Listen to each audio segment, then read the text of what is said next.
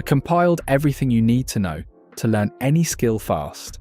And in this video, I'll be teaching you everything, like how to drastically improve how you learn, what methods and strategies to use, my favorite method to enhance your learning, and so much more. By watching this video, you'll be putting yourself far ahead of everyone else. And we'll start with the fear of failure. The number one thing that stops people from learning a new skill is their fear of failure. Out of everyone who fails to learn a new skill, around 70% of them gave up from their fear of failure. The people who succeed aren't the ones who make the least mistakes. They're actually the ones who make the most. The difference is, their approach to failure is different. Instead of seeing failure as a reason to quit, they see it as proof of progress and a reason to keep going. Each mistake is a lesson that only provides you with more experience. So if you do something wrong, don't see that as a reason to quit. Keep going and you will learn your skill in no time. Now let's talk about my favorite method to enhance your learning. Oh wait, that's at the end of the video. The next thing we'll talk about is how to properly set your goals. It's common for people learning a new skill to become obsessive over goals. You might find yourself making weekly and monthly goals and trying to follow them exactly.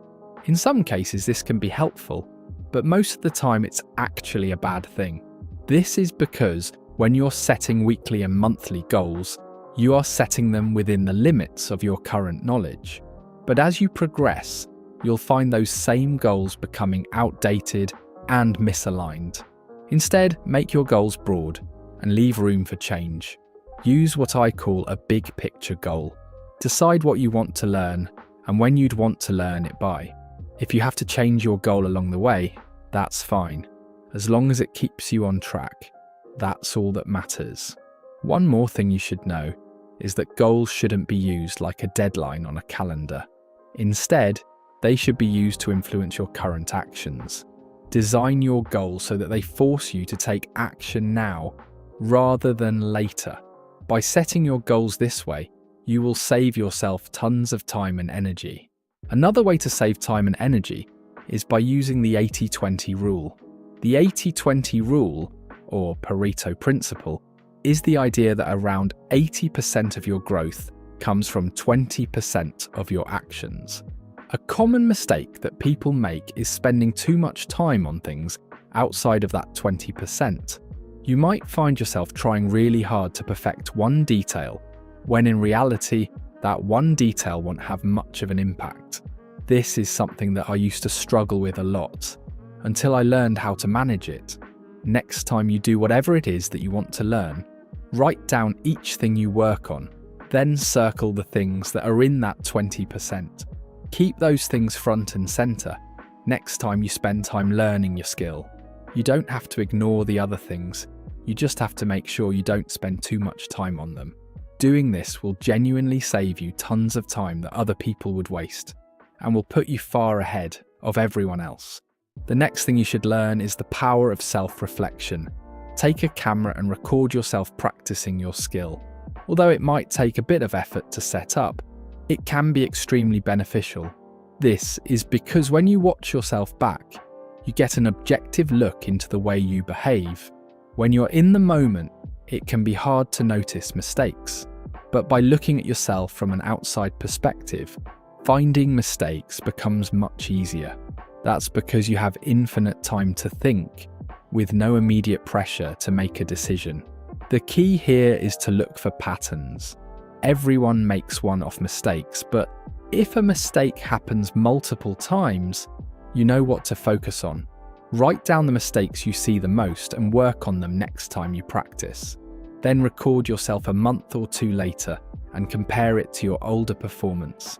Have you fixed the mistakes you once had? Or maybe you notice a new mistake to work on. By doing this multiple times, you'll be able to fix mistakes that would have originally gone unnoticed, and you'll see yourself learning much faster than before. The next thing you should know is how to optimize your sleep for learning.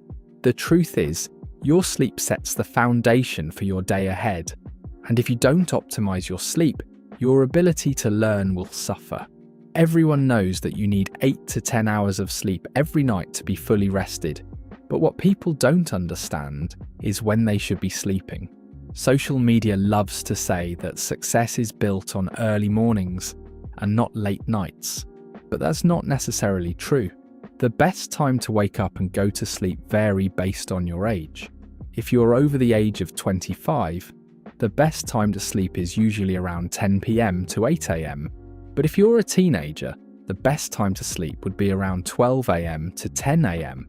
This is because when you're a teenager, your internal clock will naturally delay itself by 2 to 3 hours. This effect usually peaks at the age of 19 and settles back down in your mid-20s. If your school or work prevents you from sleeping during your optimal time frame, don't worry. As long as you can keep getting the right amount of sleep each night, you should be fine. Just keep your optimal time frame in mind whenever a weekend rolls around, or when you go on vacation. If you consistently get good sleep each night, you'll learn much faster. Now let's talk about my favourite method to enhance your learning, and that's by learning from others, specifically by watching those who are better than you and observing your differences. For example, if you wanted to learn how to be a better tennis player, take a look at some professional matches. How do they serve the ball compared to you? How do they position themselves compared to you? By looking at the differences between how you play and how a professional plays, you can identify new strategies to adopt. Then, by bringing that knowledge onto the court, you'll greatly shortcut the time it takes to grow. Another thing to take note of is the mistakes they make, or at least the things you think were mistakes. Sometimes you'll see a professional make a mistake but end up winning anyway.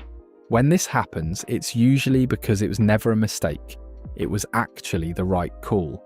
You just think it's a mistake because you don't fully understand the situation.